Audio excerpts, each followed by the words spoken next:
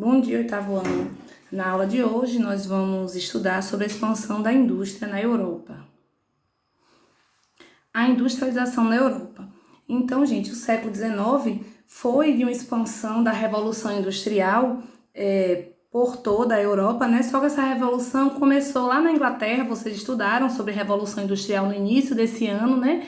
E aí nós já estamos falando de uma segunda Revolução Industrial, e ao longo do século XIX, ela foi se estendendo a vários países da Europa e do mundo. Então, vamos entender como se deu esse avanço da industrialização.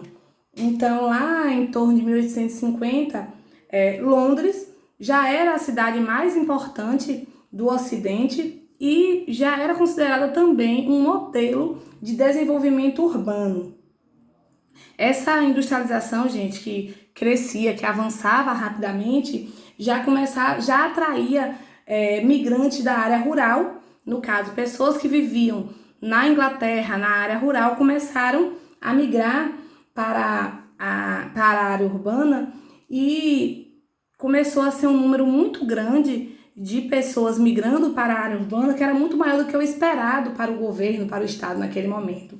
Então, naquele período, Londres tinha uma população de 2,5 milhões de pessoas, a maioria vivendo em áreas mais distantes, nos subúrbios, as condições de vida bem difíceis dessas pessoas, né?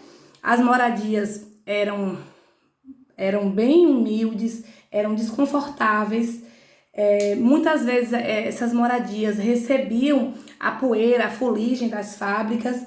Então, famílias enormes, elas tinham que ocupar pequenos espaços, porque Londres não esperava essa migração em massa do pessoal da área rural para a área urbana. Então, essas famílias que vieram para Londres viviam nessas situações mais difíceis naquela época, eram famílias muito grandes e elas tinham que se adaptar em lugares pequenos e desconfortáveis. Naquela época não havia esgoto, não havia o recolhimento do lixo, então isso favorecia que aumentassem as doenças. Então a gente vai entender que enquanto essas áreas, os subúrbios que foram crescendo muito com a migração das pessoas das áreas rurais, havia um contraste muito grande com as pessoas que viviam nas áreas mais nobres. Os ricos, eles viviam com as inovações tecnológicas e aí surge um novo estilo de vida que vai ser chamado de burguesia, e é nesse momento que vai se dar o fortalecimento do capitalismo e da burguesia. E, com tudo isso, a classe trabalhadora também vai crescer, vai se reunir, vai tentar se unir, na verdade, em busca de melhorias para o seu trabalho. De melhorias para o seu trabalho e para a sua vida, claro. As pessoas tendem a procurar uma vida melhor. E é essa a intenção de quando dá esse crescimento da classe trabalhadora, quando a classe se une em luta, em busca da sua causa, né? Lutando por sua causa. A ascensão da burguesia. Então, olha só, gente, aquelas revoluções que nós estudamos, de 1830 e 1848 na Europa, foram as revoluções que tornaram os países europeus independentes, né? Vários países lutaram por sua independência, como nós estudamos na última aula. Então, essas revoluções, elas marcaram a consolidação da burguesia. A partir daí, a burguesia começa a se consolidar no poder, porque a burguesia tiveram direitos à monarquia parlamentar, o voto censitário, e os burgueses começaram a participar ativamente da condução do país, de como o país deveria andar. Então, gente, vamos pensar assim, para a gente entender como essa burguesia vai se fortalecer. Antes de tudo isso, os aristocratas, que são os grandes proprietários de terra, era que tinham poder por conta da sua posse de terras, né? Só que aí eles foram perdendo importância política e econômica por conta da consolidação da burguesia no poder, né? Quando eles começam a ter, os burgueses começam a participar ativamente do governo, e aí nesse momento os burgueses já tinham os meios de produção em suas mãos, e seriam os burgueses que seriam responsáveis pelo progresso tecnológico. Eram eles os donos das fábricas que estavam fazendo o progresso da tecnologia, a tecnologia com o progresso acontecer na Europa. E aí, nesse momento, os valores burgueses, eles estava crescendo muito nesse período, porque a alta burguesia defendia a liberdade econômica, ou seja, o liberalismo econômico, que foi uma teoria que foi proposta por Adam Smith. Nós também já estudamos um pouquinho sobre liberalismo econômico no Iluminismo, também no início do ano. E a ideia do liberalismo é que a riqueza dos países depende da liberdade individual, da iniciativa privada. A economia deve privilegiar a livre concorrência e livre produção e circulação de produtos. O Estado, ou seja, o governo, não deve intervir na economia. Gente, quando a gente defende essa ideia de liberdade econômica, vamos pensar que os empresários, os donos das indústrias, eles teriam o direito de colocar o valor que eles quisessem nos produtos. Isso vai fazer com que muitas pessoas não tenham acesso, não tenham condições do produto. E se o Estado, o governo, não pode intervir, haveria um grande desenvolvimento econômico para a alta burguesia, para a classe mais alta, enquanto os pobres ficariam cada vez mais pobres e tendo menos condições de usufruir dos benefícios de uma vida com qualidade, uma qualidade de vida. A ideia do liberalismo econômico é dar total liberdade aos grandes proprietários, né? aos donos das empresas, a quem produz o trabalho, né? Quem é o dono da mão de obra. E assim, gente, a vida cotidiana vai se alterar muito, vai se alterar profundamente, porque a burguesia começa a ter um novo estilo de vida, né? Surge o automóvel, o elevador, o frigorífico, ou seja, freezer, geladeira, a máquina de escrever, que até então, gente, o que nós temos hoje, que é o computador em nossas mãos, o celular, não existia. Então, as tecnologias da época eram essas: a máquina de costura, o gramofone, o cinematógrafo. As máquinas e os aparelhos elétricos invadiram o dia a dia das pessoas, revolucionando a vida das pessoas em casa, no trabalho e nas viagens. Então, a partir dessas novas invenções e dessa ideia dessa ascensão da burguesia, aí se dá um novo estilo de vida, que, claro, um novo estilo de vida burguês para os que tinham mais condições financeiras. Então, gente, durante o século XIX, nós vamos ver surgir novas descobertas científicas, várias invenções técnicas, como eu mostrei agora. Então, todo esse processo científico era valorizado muito pela burguesia, porque era a burguesia que podia desfrutar de todas essas novidades. A burguesia é quem tinha dinheiro para desfrutar de tudo novo que surgia, né? Eram eles que podiam comprar. E nesse momento também, a Igreja Católica começa a perder influência em vários aspectos da vida social, e é daí que vai surgir a separação entre Igreja e Estado. A Igreja deixa de governar o país, que até então havia o governo juntamente com a Igreja, e há uma separação a partir daí do governo, né, de como comandar um país, e a Igreja. Nesse processo, gente, com essas vão surgir novas teorias científicas, entre elas o positivismo,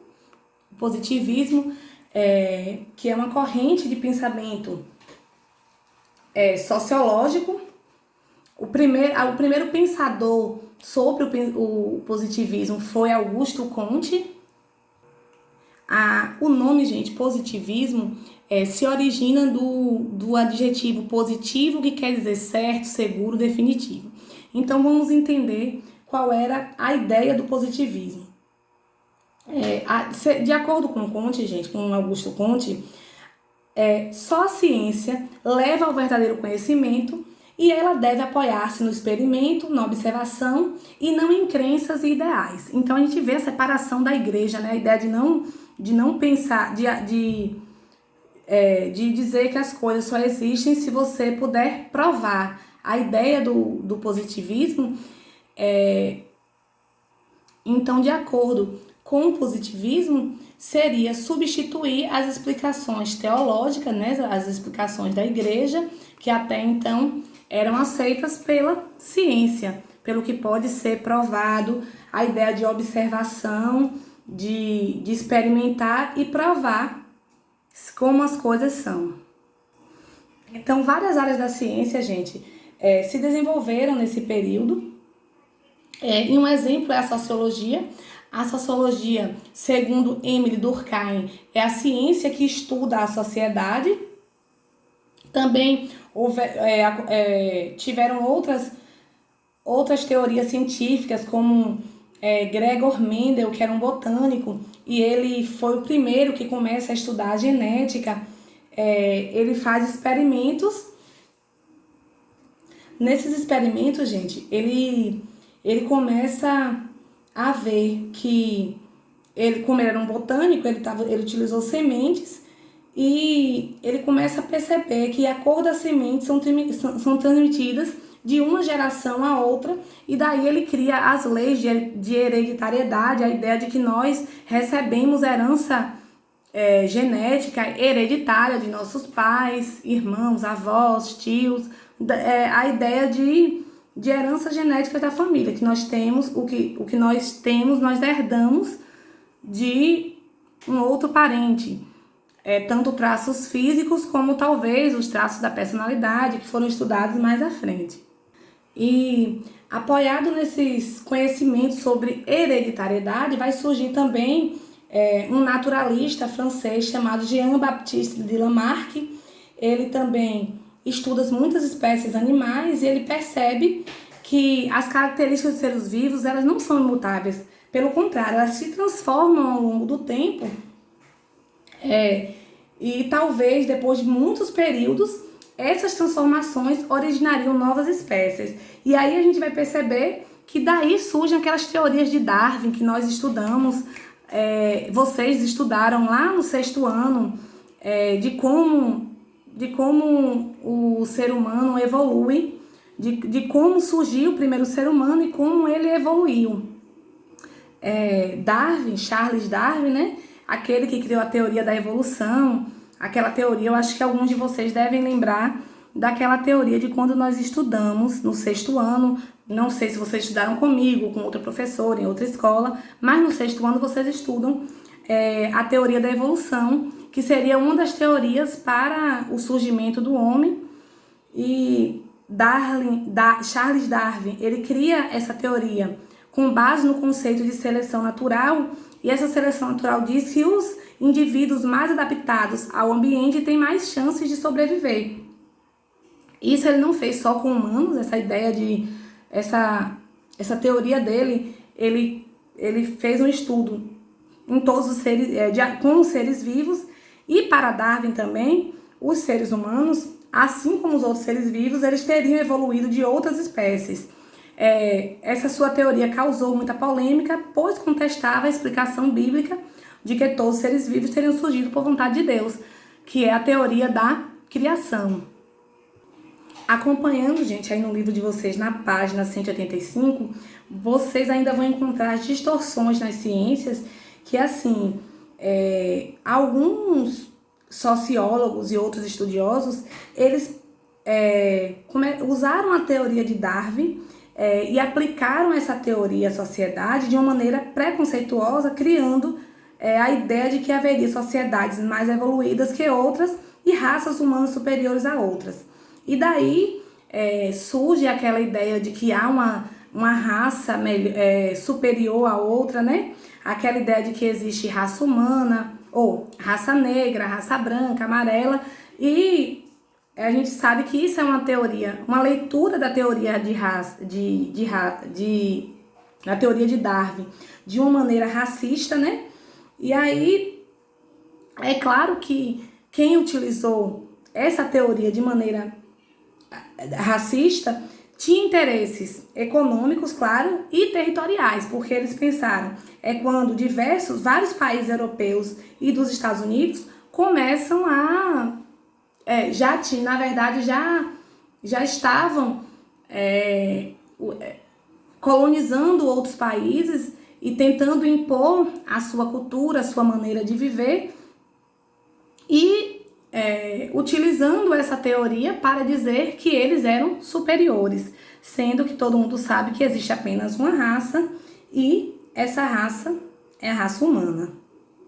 A gente precisa entender, gente, que todos os seres humanos são iguais em valor, todos têm o mesmo valor, então não existe um melhor que o outro, mas os seres humanos são diferentes em seu modo de ser e de viver. E nós precisamos aprender a respeitar os seres humanos como eles são, com sua cultura, sua origem, cor, etnia.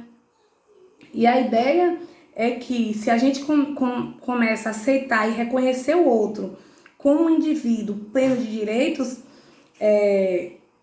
e respeitando também a diversidade, isso vai enriquecer a nossa vida em sociedade. Novas teorias políticas. Vocês podem acompanhar na página 186 do livro de vocês. Então, vamos lá, continuando. Para os pensadores do liberalismo clássico, as bases do avanço da humanidade estavam na razão, na ciência e no progresso, né? Você vê que a partir dessas novas teorias científicas, começa a se dar razão. A sociedade naquela época davam razão, na verdade, as bases do avanço estavam na razão, né? No pensamento racional, na ciência e no progresso, né? Toda essa industrialização, claro que eles já achavam que as bases de avançar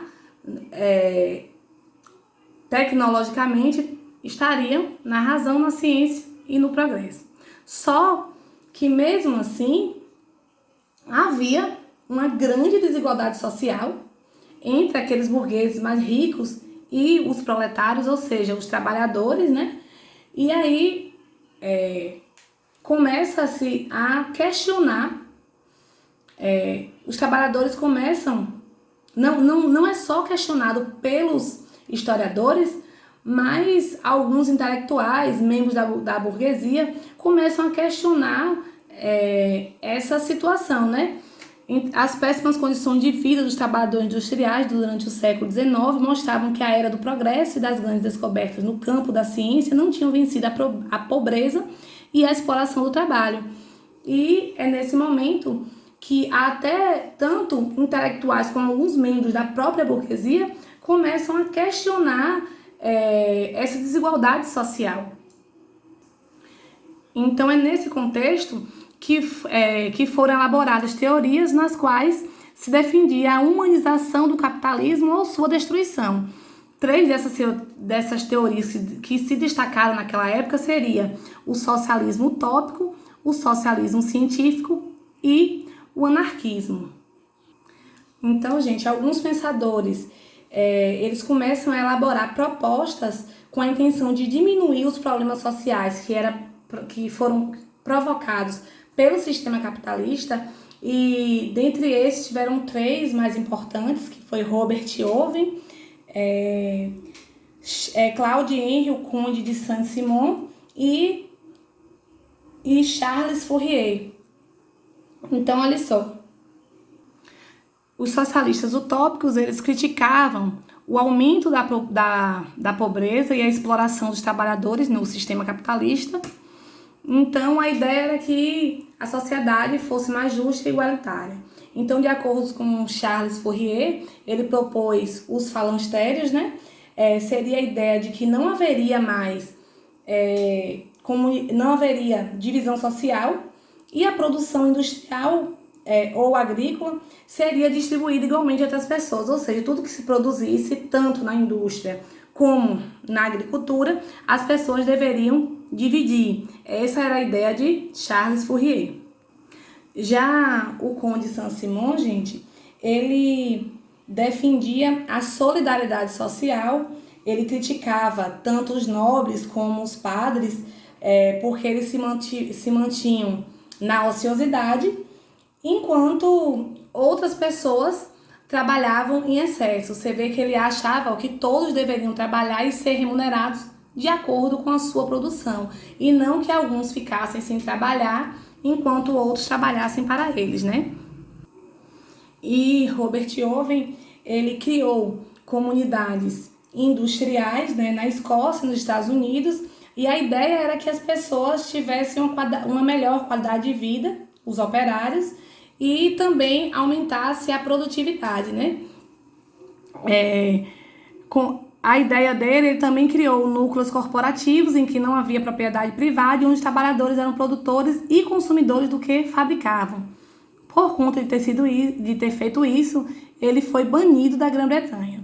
Esse nome, gente, essa ideia de socialismo utópico foi chamado por Karl Marx e Friedrich Engels porque eles achavam que seria uma utopia a possibilidade de haver cooperação entre as classes, né? A ideia de que as classes sociais, os patrões e os empregados pudessem cooperar de maneira igual, né? Que todos tivessem os mesmos direitos. Para ele era uma utopia. Aí vocês podem me perguntar, e o que é uma utopia? Utopia, de acordo com o dicionário, é mais ou menos algo irreal, um sonho impossível de se realizar. Por isso que eles foram chamados de socialistas utópicos, porque era impossível de que isso acontecesse. Então, é a partir de Karl Marx e Friedrich Engels que vai surgir o socialismo científico, ou seja, foi uma análise profunda do capitalismo com o objetivo de proporcionar aos trabalhadores uma teoria e um programa de ação para a derrubada do sistema capitalista e a construção do socialismo. Então, gente, eles fazem, né, esse estudo profundo da economia capitalista porque eles queriam entender como e por que o capitalismo gerava tanta desigualdade, e aí eles vão propor soluções, né?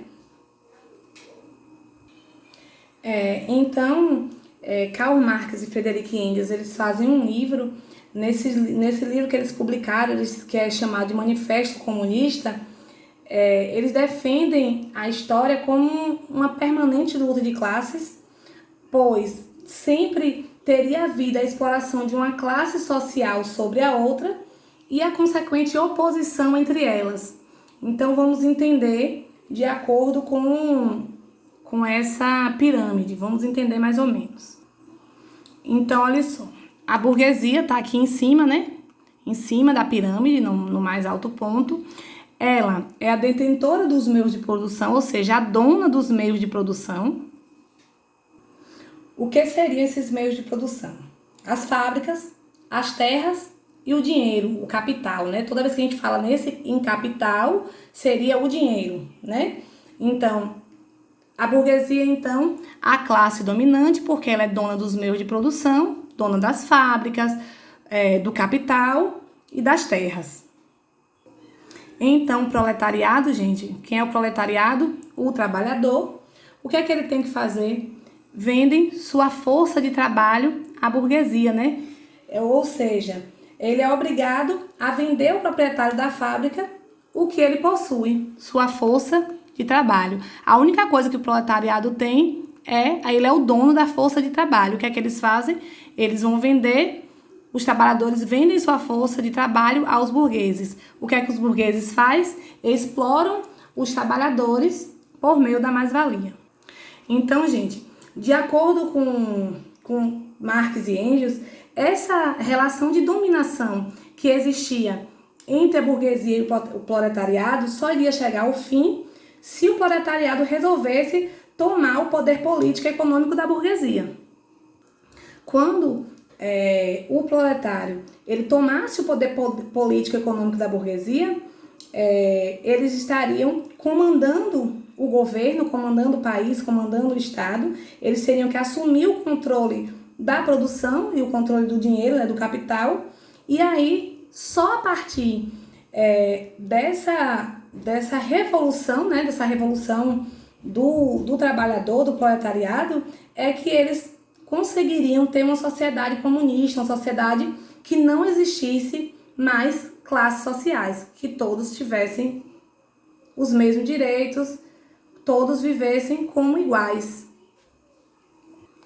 Nesse período, gente, também surge uma outra corrente de pensamento também importante, que seria o anarquismo. O princípio do anarquismo seria uma sociedade sem propriedade privada e sem formas de autoridade. Deixa eu explicar a vocês.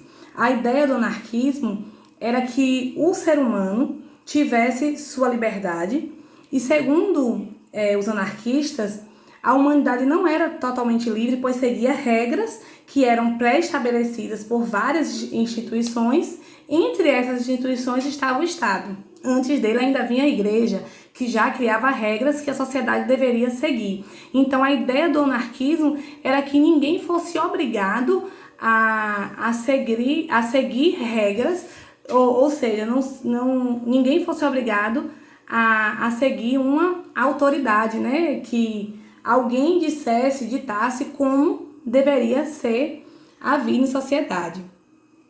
Então, os anarquistas, eles não davam legitimidade a instituições que exerciam poder autoritário, né? E impunham normas. Então, a ideia deles era que se criasse comunidades onde todas as pessoas fossem responsáveis pela administração. Eu, quando penso no anarquismo, eu acho bem complicado, e talvez eu ache complicado porque eu estou acostumada a viver numa sociedade em que nós seguimos regras e temos que seguir as leis do Estado, né? Então, talvez seja por isso que eu penso dessa maneira. Vocês não devem pensar como eu. Vocês também têm que analisar essa ideia de anarquismo, de socialismo, de capitalismo, mas é essa ideia. Seria uma sociedade que não tivesse uma única pessoa ou algumas pessoas que tivessem poder sobre as outras. Todas as pessoas teriam o mesmo direito de opinar e decidir como viveriam. Então, além de combater o Estado, de não aceitar o Estado, eles também combatiam as crenças religiosas, pois eles achavam que era uma maneira de doutrinar e dominar as pessoas.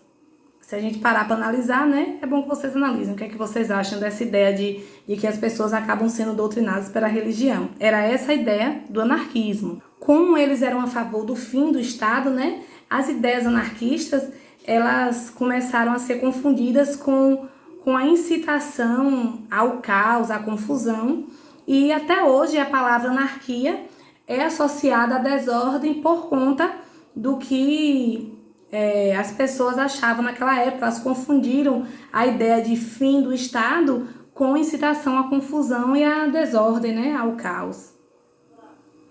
E daí surgem teóricos como Proudhon e Bakunin, que eles criticavam o socialismo, pois eles eram contrários à criação de um Estado que tivesse controle sobre a sociedade, mesmo que esse Estado fosse proletário, porque a ideia do socialismo era que os proletários, né, tomassem o poder.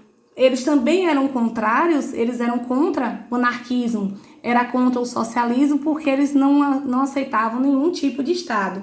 Então, Pierre-Joseph Proudhon, ele contesta as propostas de Karl Marx e de Friedrich Engels, porque também ele não aceitava essa ideia do controle, né, da sociedade.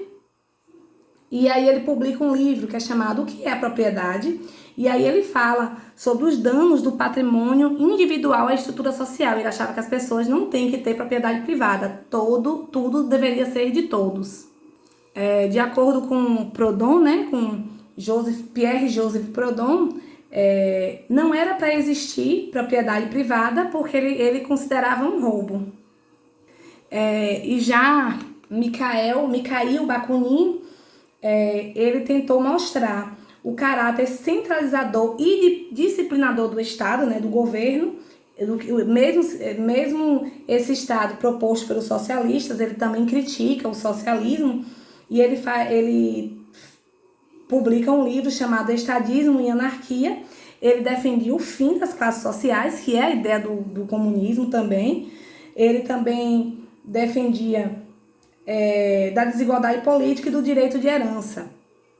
Mesmo ele sendo filho de um proprietário de terra, ele achava que o que os pais deixassem não era para ficar nem para ele, nem para ninguém, porque a ideia do anarquismo é essa ideia de uma sociedade sem propriedade privada.